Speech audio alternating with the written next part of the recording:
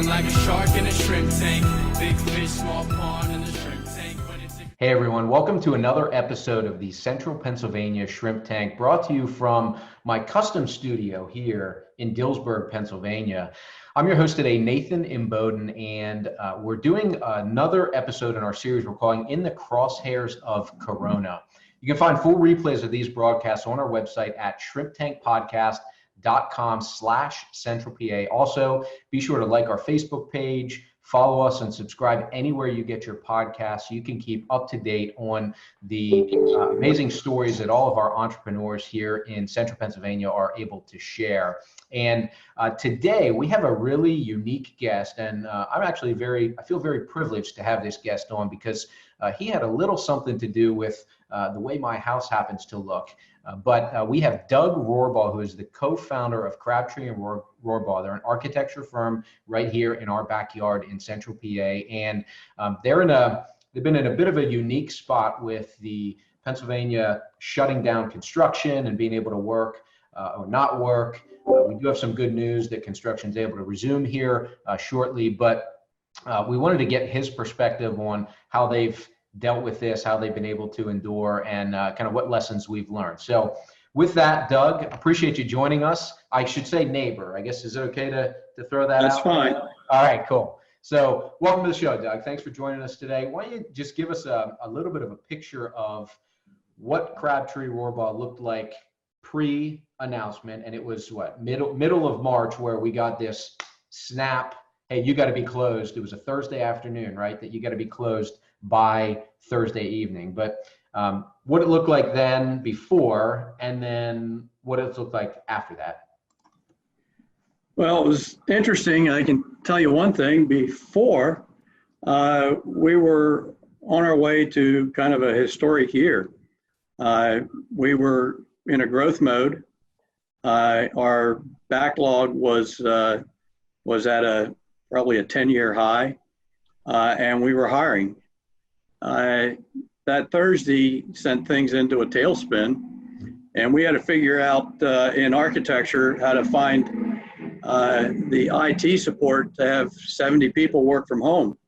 Mm-hmm. And when you have some of our larger teams might have 5 or 6 people working on the same project, so they need to be able to coordinate with each other, plus have access to enough bandwidth to operate remotely. So it was a challenge. It took us probably 10 days to 2 weeks to really get fully operational remotely. But since then, we've been operating remote to the point where we only have 2 people in the office today that are just in coordinating meetings in 30,000 square feet. So we're very well spread out. Yeah. But the challenge is meeting with clients. So, you know, where we were used to face-to-face meetings and sometimes with large groups, now everything is really, you know, through Zoom or other social media platforms. I imagine some of that is like you would have to do some site visits and things like that for normal work, right? Has all that stuff been put on hold for now? Yeah, no, well, it was determined about a week into this. The governor determined that schools were not under his shutdown of construction. He never made it really clear, but then each school district had to decide if their project was critical. And about 60% of our projects in construction decided to move forward, and about 40% did not. The issue has been, though, with those moving forward, is that none of the contractors are penalizing staff that isn't comfortable coming out to the construction site. So construction is probably operating at about 60% efficiency right now. And we've been able to provide our field staff. We've limited the people that are going out to construction sites to 3 people. And we've been able to provide them with the proper personal protection equipment to be able to safely do that. So it's it's been a challenge with our field staff, but it's so far it's been functional. Whether we're going to hit the schedules that we were hoping for in construction is probably doubtful at this point. Yeah, yeah. Well, you just hit on something that I think most entrepreneurs and business owners have kind of been screaming about is, hey, give us some guidelines. Like we all could deem ourselves essential, depending on how you want to define essential. Just give us some guidelines and let us figure out how we can operate safely. If I can go to Lowe's and pack, I drive by Lowe's a few times a week and it is packed. If I can do that, if I can go to the grocery store, why can't I figure out a way to operate my business that in some cases are naturally socially distanced, and just let me do it as a business owner? That's kind of an interesting thing because, let me use Walmart as an example. You can go to Walmart today and buy as many bicycles as you want. Yet World Cup Ski and Cycle, who's right here in Upper Adam or probably Lower Allen Township, can't operate. They're not. They've been shut down for 2 months. Yeah. Doesn't seem quite fair when the privately owned business is not allowed to sell the same things the big boxes are selling. And I will tell you, the small business person is much more safety conscious than the big boxes. Absolutely. It's just the way it is. I find it frustrating when I go to a grocery store and I see that they have violated life safety code issues with the way they're operating. You can't have a grocery store open and block an entrance, right, or an exit. It's illegal. Yeah. And it's much more dangerous than having them open. The virus doesn't care if you came in and out the left door or the right door, but if there's a fire, not being able to get out both entrances and exits is a major issue. Yeah. So it's interesting. I think that most private businesses, maybe not all, could operate safely by just having the right guidelines. Yeah. It's well, absolutely. And fortunately, we're starting to see, some momentum in things being able to open up again a little bit, even with construction. Originally, it was targeted May 8th, got pushed up a little bit to May 1st. Right. Golf courses open, marinas, campgrounds, that kind of stuff. I think we're starting to move past this. My belief is a lot of this was it was so fear-driven because so much was unknown that it was like, well, we got to stop everything. And I was shocked at how many people just went along with that and said, okay, we're going to stop everything. And shaming the individuals who were trying to fight that and saying, look, how do we figure out how to balance this appropriately? And then being able to do, you brought up a good point. I hadn't even thought about that with fire code and things like that completely being violated just so that we can try to mitigate whatever's happening. Yeah, it's, I think that businesses are going to change. I know we will change. We had about half of our computers were laptops. The rest were not. And boy, when it came to having to work from home, remote working, set up a real challenge. Yeah. And, and I think going forward, we will be buying all laptops. It costs us more money, but that's what we will be doing.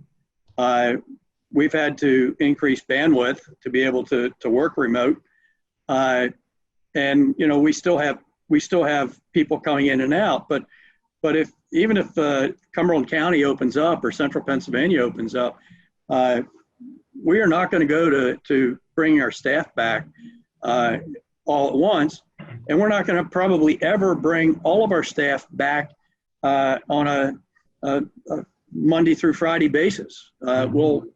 We will probably go to a flexible schedule where people will be in the office, maybe a day or 2 or 3 a week, depending on their role. But we're going to have more and more people and more time with people working from home. Yeah. It's a progression that probably would have happened over the next 10 years. Right. The same as go back 20 years ago when we went to flex time. Instead of being open from 8 to 5, right, you could work any 8 hours from 6 o'clock to 6 o'clock. Yeah. And it worked. Yep. You know, it took an adjustment, and I think this will do the same thing. And actually, I think it'll become the new method of operating for a lot of businesses. Yeah. I mean, I don't need somebody driving to the office to do production this week. If next week they're in design, they may need to be in the office, because that's a very collaborative effort in architecture. But doing the construction documents is more of a solo effort. Yeah. So our world's going to change, and I think a lot of other businesses will be following suit. Yeah, I think I would agree 100%. I've even seen how our organization has been able to adapt to this. We were fortunate that I would call it a stroke of luck that we needed to upgrade all our computers, and our CFO said, we should probably get laptops just to give us a little bit more flexibility, not realizing this kind of thing was going to happen. So we were able to shift. But it's rethinking the way we're looking at buildings. Do we buy, if we buy a larger building, do we even need that anymore? Do we want to have to pay for a huge space to occupy all these people when we've been able to figure out how to operate remotely? It can be less expensive, we can be more efficient. Yeah, so I think you're absolutely right. And that's not a bad thing, right? That's a good, I think, a positive shift that we'll be able to turn. Well, it's interesting. We concentrate on having our buildings be energy efficient, cost effective to build, but cost effective to operate. And when you look at some of the satellite views of different countries that you can now see the ground where before you couldn't, the having to commute to the office every day for a lot of businesses, probably the financial field, the accounting, architecture, engineering, insurance, there's plenty of areas where people don't have to be sitting in the office. So, it's going to be the new norm. As I said, we probably would have evolved to this during the next 5 to 10 years. Now we're going to evolve to it during the next 4 or 5 weeks. Yeah, exactly. Yeah. Well, I've said from the beginning, and I'm an optimist and an opportunist at heart. And I said from the beginning that, look, this is clearly a challenge. It's clearly a crisis, but crisis that come up has a way of presenting opportunity to either innovate, adapt, figure out how to just be better. And I think you're right. The ones that have been able to embrace it and are able to move forward like that are going to be the ones that really thrive and flourish. So good for you for thinking about that and recognizing and realizing that, because a lot of people probably wouldn't, particularly ones who've been in business a long time and have maybe had, and I don't know how your business has always evolved with technology, but you can get into certain patterns and feel like, well, I don't really want to adjust. This is how we've always done things. But it sounds like you especially are recognizing that's not a recipe for success. Yeah, it's interesting because my partner and I started Crabtree Rohrbaugh in 1984, and when we started it, we had no money, but the first thing we did was bring in computers, and they were really just drafting machines then. They were not computers like you have today. Sure. They were one-dimensional and two-dimensional at best, but they were a machine you drew on. And, it was called CAD because it was a computer-aided drafting. Today, it's all 3D and totally different from that. But we did that because we thought that was kind of the wave of the future. And, from that, it went to 3D and to Revit, where everything can be put in motion, and you can just tie into materials and your engineers and everything right at your computer. And I think that this is kind of the next phase is to be able to work together separate. And I think that we'll accomplish that. And this also brings for companies that can do it. If in the future you want to hire the brightest, the smartest people available, you better be able to work remote. Because the people coming out of college today are very adept at the social media connection and working remotely. And I think that that the best ones are not going to want to sit in an office setting all day long and collaborate that way. They're going to want to collaborate through IT and through social media and be able to do it, whether it's in their backyard, on their deck, and from a distance. And, over the years, we don't lose many people. They come here and they usually stay. We have a lot of people that have been here for, 30, 35 years of our 36 years in business. And I'll tell you, we have lost some people over the years that have moved out of the region. We had a young architect whose family had relocated to Washington State, and he wanted to be with his family. We had another one who, when he got married, he was going where his wife's home was. Well, today we could keep those people. Yeah. Especially somebody that had been here for a few years who understands our culture. And once you've understand our culture, then working remotely isn't a big deal. Yeah. New employees, we're going to have in-house for a while, working with staff to learn our corporate structure, our corporate culture. But after that, I don't see there's an issue with it. Yeah, that's fantastic. Well, you're highlighting the reality, thinking like a business owner and thinking outside of, maybe what me, Nathan and Bowden, or me, Doug Rohrbaugh, would prefer to do myself, but thinking about the organization at large and the functionality of it. So that's honestly, it's the best way to succeed when you're getting outside of yourself and thinking about others and how you can serve the community best. Yeah, that's. I had a discussion with another business owner, similar business, different from architecture, but similar, and he was all concerned about staff being productive. Well, how do you know? How do you watch them? How do you how do you monitor staff? And my response to him was that if you have staff that you feel you have to monitor for them to be productive, you have the wrong staff. Yeah, right. Yeah. You have the wrong staff. So if you have the right staff, they're going to be just as productive Right. working from home. And I know that I can't have people never come into the office. We have to have meetings. We have to be collaborative, but we don't have to be collaborative 8 hours a day, 5 days a week, or 10 hours a day, 5 days a week. Right. Yeah. So I think that, it's nobody wanted this, nobody likes it. We're going to probably go from having what could have been one of our best years ever to having an okay year. Yeah. Our goal is to stay marginally profitable and keep everyone employed, where before it was looking like we were going to add staff, probably add staff each month through the balance of the year. Now we're probably not going to add staff, but it is an opportunity to learn how to, kind of forced to learn how to work smarter. Yeah. And to work more efficiently, and I think that people will appreciate the little nuances of freedom it gives you to be able to work from home. Yeah, absolutely. I know our staff have enjoyed that.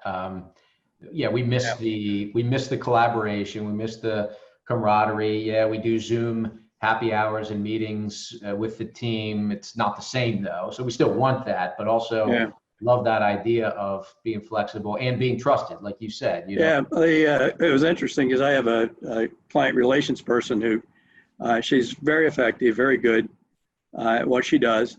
And last week we got a new client, a school district in the eastern part of the state that we've never worked for that school district before. And they have a large project.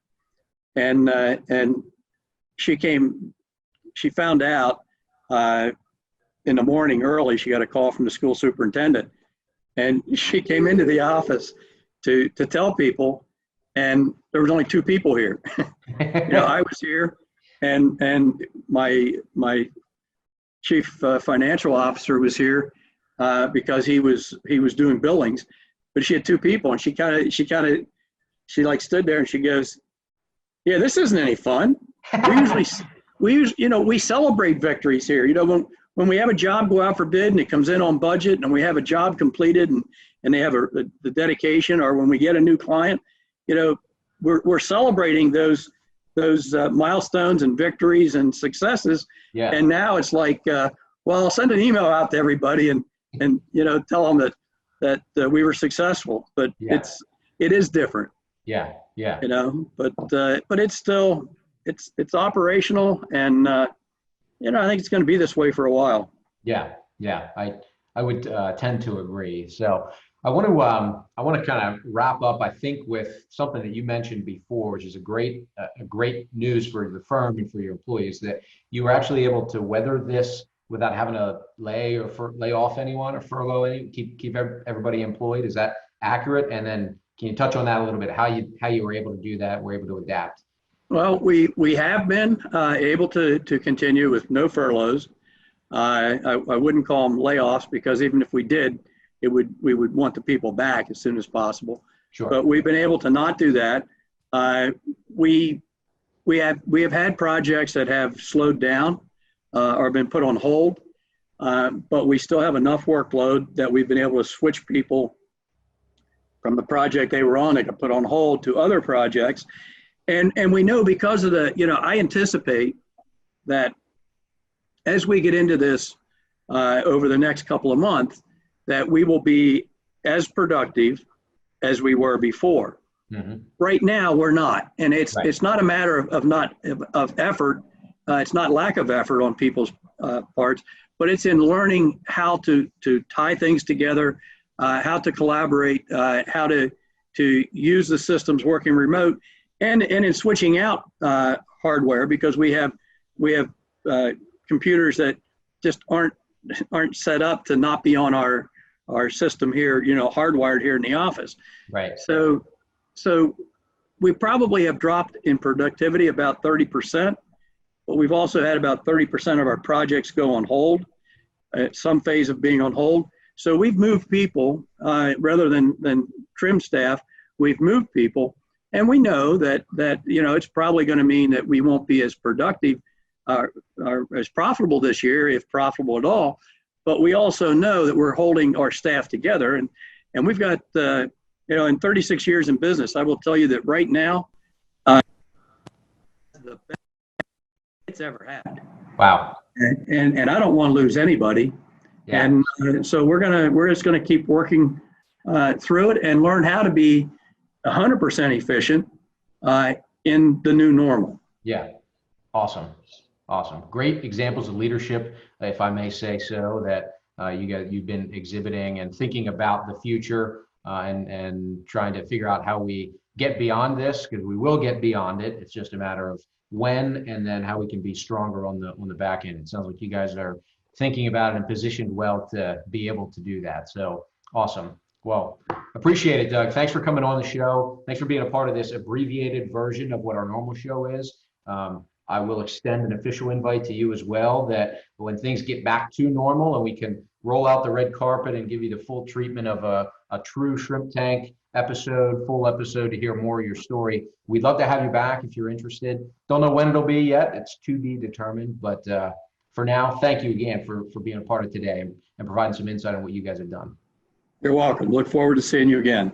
Awesome. Well, everybody, again, that was Doug Rohrbaugh, co-founder of Crabtree and Rohrbaugh, giving us some excellent tips on how to lead through a crisis, how to think beyond yourself, how to innovate, how to look into the future and adapt so that you can come out stronger. And also, I think, a really important message about maintaining a level of integrity and just a high level of caring with your employees. So doing what they needed to do to make sure their employees were taken care of. The profit of the company might take a hit because of that, but this is a message that I think a lot of people also need to make sure they hear, is business owners that are fighting to keep their businesses open aren't self-serving. I mean, yes, they reap benefits of that, but they recognize they have employees and people that they're taking care of, that they're responsible for their well-being and their livelihood. So a great example from Doug on doing that. Look, we're going to keep pushing these messages out so we can see all these businesses and what they're doing to innovate through this shutdown and this crisis. Another great example today from Doug. Stay tuned for another episode next week on the Central PA Shrimp Tank. I've been feeling like a shark in a shrimp tank. Big fish, small pond in the shrimp tank.